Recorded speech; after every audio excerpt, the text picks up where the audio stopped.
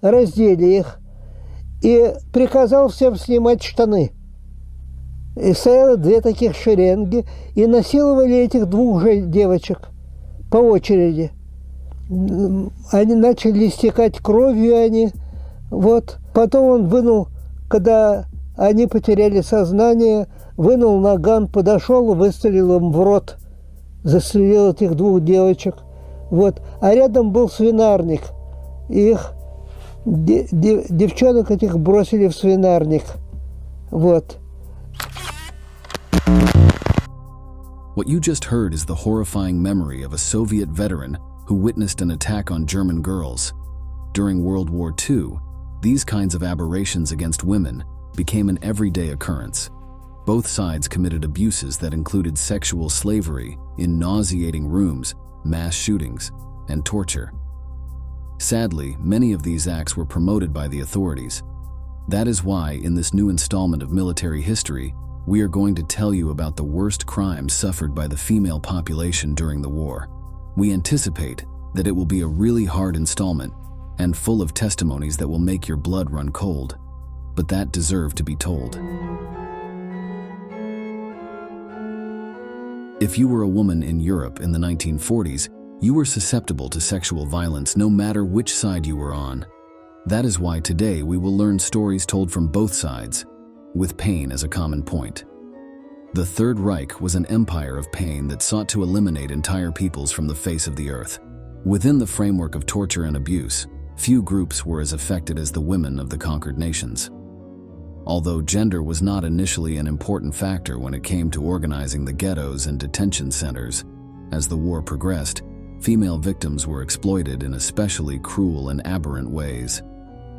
It all began in early October 1942 with the arrival of hundreds of female prisoners at the Majdanek concentration camp, located in the heart of Poland. On that same date, the first Frauen Konzentrationslager was created, a separate area for housing women with the aim of transforming them into slaves to the dark appetites of officers and commanders. My back was bleeding, my knees were scraped from crawling on the gravel. And we got to an open place, an open field which was enclosed with barbed wire. There were sentries all around us in watchtowers. We were in Majdanek. Upon arrival at Majdanek, each of the women was subjected to the selection and distribution process established by the Nazi authorities. At this stage, it was decided whether it was worth keeping them alive to perform special jobs or roles, or whether instead they were to be executed like animals. First, their clothes and personal belongings were removed. Then, their information was entered into the system to assign them a number, which would then become their new identity. Before going to their miserable quarters, they were humiliated in disinfection showers. The prisoners had to strip in front of the male SS staff, as well as in front of prisoners who helped with the running of the place. Later, we will tell you about the dark rewards that these prisoners received for cooperating with their captors. In her testimony, survivor Jadwiga Wegzeka recounted this traumatic process. One of the first things that struck us was that it was absolutely necessary for us to strip in front of all the staff. They were all men, most of them German. Resisting was our first reaction. We did not want to take off our clothes, but if we did not, they beat us and shouted at us. Already wearing their assigned clothes, they were escorted to the filthy barracks that would be their new home. Although this first encounter with the savage SS men was terrifying and disgusting, the prisoners did not know that it was only the beginning of a series of abuses and hardships that they would suffer within the camps. One of the darkest and most depraved secrets of Nazism is that, within concentration camps, such as Sachsenhausen, Dachau, and Auschwitz, prisoners of various ethnic origins were forced into prostitution. Within these establishments of terror, militarized brothels operated that had different objectives and rules, but in all cases shared the same brutality and dehumanization of their victims. The first and most famous of all the brothels established within concentration camps was opened in Mauthausen in late 1942. It was a space for SS officers and other German employees to vent their sexual desires while humiliating female prisoners. 10 girls were chosen to serve between 300 and 500 men each. The calculation was based on the maximum stamina of the female body, with the calculation of her capability for a certain amount of time. If the chosen girl failed to meet the plan, she was sent back to the camp. The place was so successful that within a few months, similar centers were opened throughout the German camp network. In general, the brothels were built as barracks surrounded by barbed wire and large walls that kept the place isolated from the rest of the camp population. Inside, there were small individual rooms that were occupied by between 10 and 30 young and, within the possibilities offered by the context, healthy women. There they were controlled by a female supervisor who was called Aufseherin, and if you think that because she was a woman, she had an ounce of compassion for her fellow men, you are wrong. These guards were usually the most bloodthirsty and violent in the entire system of the Third Reich. The brothels operated only in the afternoon and were especially aimed at visits from SS officers. The main argument had to do with a sexual delirium on the part of Heinrich Himmler, who feared that the lack of relationships could generate contagious cases of homosexuality among the troops of the Third Reich. On the other hand, he believed that those subjects who already had homosexual tendencies could be corrected by being forced to be with a woman, a sort of conversion method. That is why ensuring a constant supply of slave prostitutes became a state policy.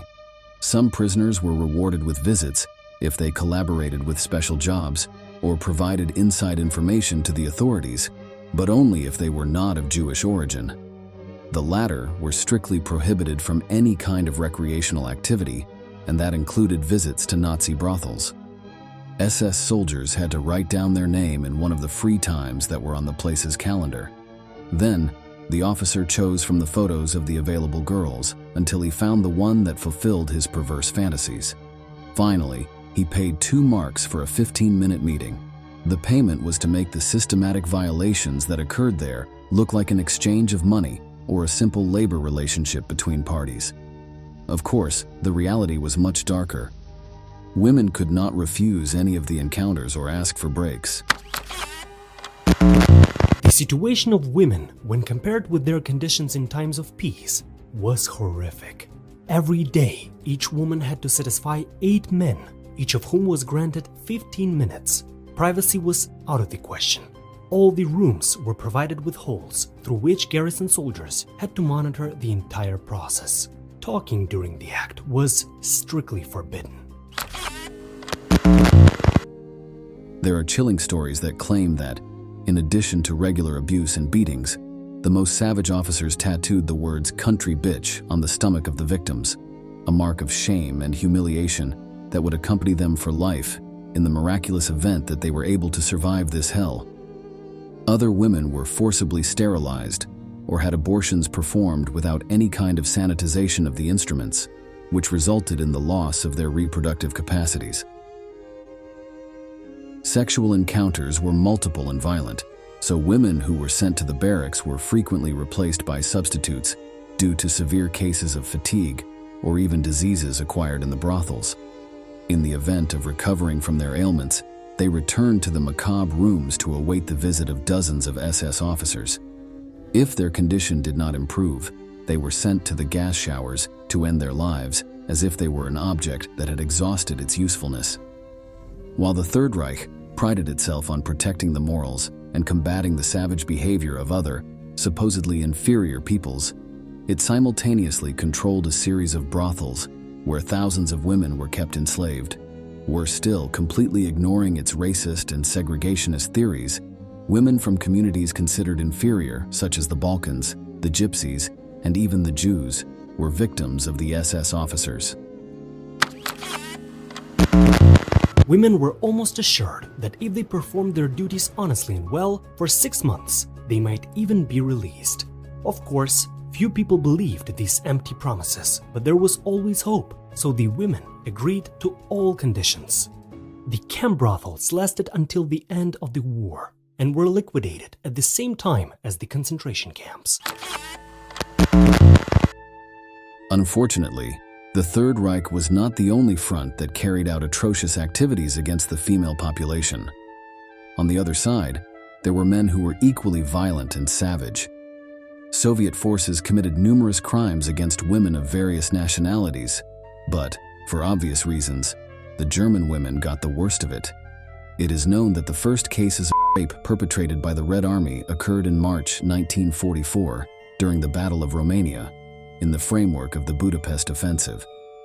There, the soldiers of Moscow unleashed months of fury and frustration against the women of the towns they were supposedly liberating from the yoke of National Socialism. From that battle onwards, the socialist advance was unstoppable and was accompanied by sexual violence. Within German territory, it is often said that the first massive attacks occurred on October 21, 1944, when Stalin's troops crossed the bridge that spans Lake Ungarap on the border between Poland and Germany. As they conquered territory in their long campaign to defeat the Third Reich, the Red Army carried out robbery, massacres, and mass rapes, crimes that were strongly motivated by a raw hatred of the enemy. In the eyes of the Soviet troops, on the other side was a heartless race that sought to conquer Europe, so it was not only valid but also necessary to commit acts of brutality to prevent those goals from being realized. Let us listen to the testimony of a Russian soldier who witnessed these atrocities. Наша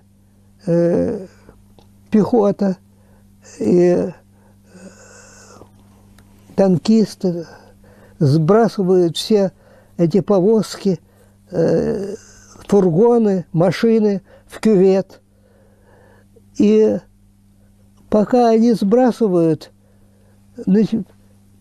солдаты срываются со своих мест и начинают насиловать женщин, немок.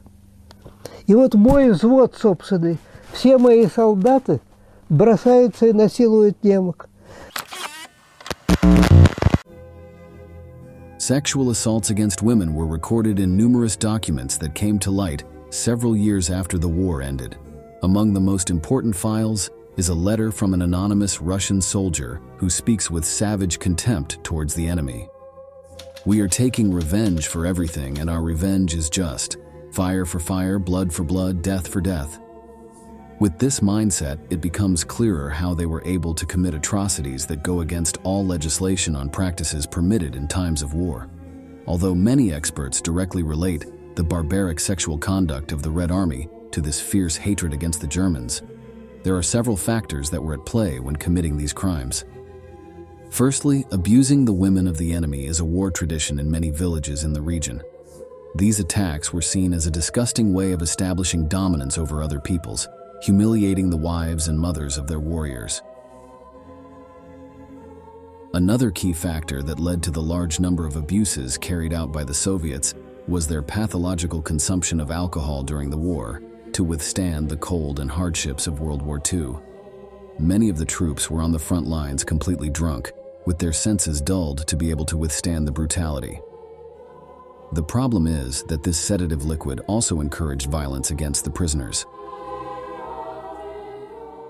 One thing that the Third Reich and the Soviet Union have in common is that both strongly disapproved of prostitution, promoting laws that persecuted prostitutes in the big cities. However, while Nazism established huge militarized brothels exclusively for its soldiers, Stalin's men did not have such infamous services. In the absence of contact with women, Soviet soldiers resorted to savagery and systematic attacks on remote communities. Generally, the most violent reports came from small rural villages whose inhabitants did not have the means to defend themselves or report what had happened. Only over the years have these cases come to light as part of movements seeking to expose the abuses committed, but little discussed during World War II. But nothing is more shocking than hearing these stories from the mouths of those who lived through them. This Russian veteran recalls seeing an entire platoon attack 2 young German women. Майор Андрианов построил всех своих штабных работников, шоферов в 2 шеренги, приказал раздеть поймали этих девочек, раздели их и приказал всем снимать штаны. As Allied troops entered German territory during the final months of the conflict, was no longer an isolated affair, reserved for small towns. During 1945, sexual assaults by Allied forces, particularly by Soviets and Americans, increased exponentially. While there are no concrete numbers due to the nature of these crimes and the difficulty in reporting them, it is estimated that at least 100,000 women were raped in Berlin, causing an unprecedented increase in abortions and births in German hospitals. Like a wild epidemic, this wave of sexual violence caused the deaths of at least 10,000 victims, although the number expands if we consider deaths from disease, injury, and suicide.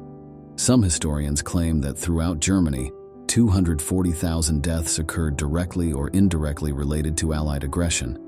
The hardest part is that German women in the major cities of the Reich were not only victims of the soldiers occupying the territory, but their rapists were now the law. Imagine finding yourself in that terrifying position. The person who has just abused you is also the ruler of your community, dictating the new law that will govern from that moment on. This is why it is known that many young women were raped up to 50 times by different perpetrators, which makes the capture of Nazi Germany one of the largest epidemics of sexual violence in modern history. According to historian Antony Beevor, whose books were banned in Russia in 2015, there are documents that prove that the Soviet authorities were aware of what was happening to their troops. They were well aware that there were depraved elements wreaking havoc among the female population of the liberated villages, but they chose to treat that problem with caution in order to focus on the more epic and glorious aspect of the so-called patriotic war. На дороге стоят генералы, наблюдают это, полковники, временные, дальше ехать нельзя, была загромождена дорога. Вышли. И телефонистки мои все смеются. Реакция, они матерщиницы все были. There are records of at least 4,148 Red Army officers who were punished for some kind of sexual misconduct, which could refer to anything from a forced kiss to the rape of dozens of women. One of the clearest stories about the political circle's knowledge of these attacks involves the historic leader Joseph Stalin. In late 1944, the Yugoslav partisan Milovan Djilas contacted the main reference of the Soviet Union to report mass rapes in his country.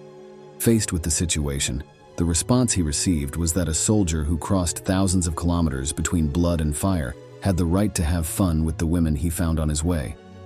The problem is that the idea of fun that many officers had was pure savagery and dehumanization. Usually, when we talk about looting, massacres, rape, the accounts of the Second World War focus on the activities of the Allied front that took revenge on the Third Reich in the form of attacks on civilians. However, the Nazis also took it upon themselves to spread their brutality beyond the limits of the concentration camps, especially against female soldiers operating in the ranks of the Red Army. A mixture of racial hatred, military strategy, and misogyny. Before continuing with the torments suffered by female troops, it is important to highlight the substantial differences that existed between Soviet and German troops. Within the doctrine of the Third Reich, women had no place as soldiers. Their work was limited to guard duties, surveillance, and bureaucratic roles. In contrast, for the force commanded by Stalin, women could occupy all kinds of military positions, whether as mechanics, snipers, tankers, and so on.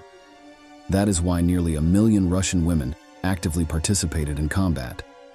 Taking this into account, it is clear that the reaction of the German officers to this was first one of surprise, and then of profound contempt. In the lens of an enemy that could barely comprehend women in uniform, the Russian women soldiers were probably the most vulnerable of POWs, ordered to be shot dead upon capture. When the Third Reich invaded Russia on June 22, 1941, it managed to occupy large areas of territory in a very short time. This was reflected in an impressive number of prisoners, many of whom were female soldiers. It was a phenomenon that had not been encountered in Norway, France, and Poland. Hitler's officers were disgusted by these Soviet female soldiers who behaved as if they were their equal. Such was the disgust that on June 29, 1941, Field Marshal Gunther von Kluge, commander of the Fourth Army, issued an order that all captured female soldiers were to be executed immediately and without any prior judicial process. In addition, it was insisted that such prisoners be tortured to obtain as much information as possible, since they were considered more likely to succumb to the macabre German interrogation tactics. Beatings, starvation, and sexual assault were part of the repertoire of Hitler's men.